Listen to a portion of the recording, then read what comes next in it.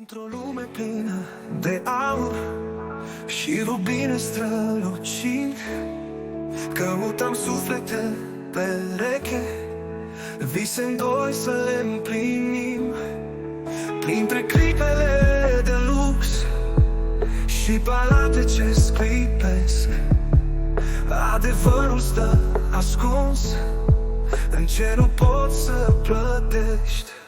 Dragostea nu costă, dar străluce mai frumos decât banii ce se pierd într-un dans capricios. Inima e bogăția ce nu poți negocia, când iubirea e comara ce nimic nu poate lua. Am vândut visuri de șarte să cumpăr ce-am dorit, dar în noaptea asta rece doar iubirea mi-a lipsit. Diamantele sunt reci, nu te țin de mână strâns. E un gol ce n-aur pur, nu poate fi niciodată uns.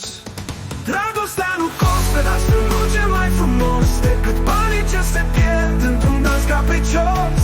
Inima e bogăția ce nu poți negocia, când iubirea e comara ce nimic nu poate lua.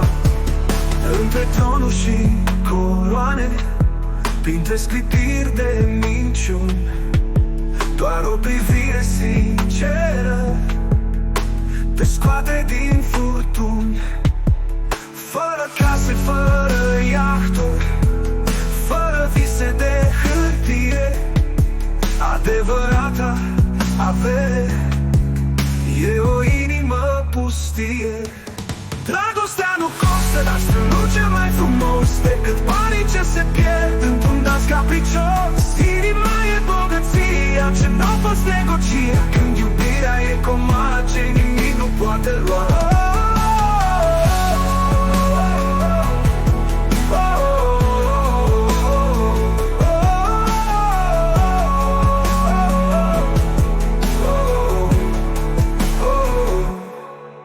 Între tronuri și coroane, printre sclipiri de minciuni, doar o privire sinceră te scoate din furtuni.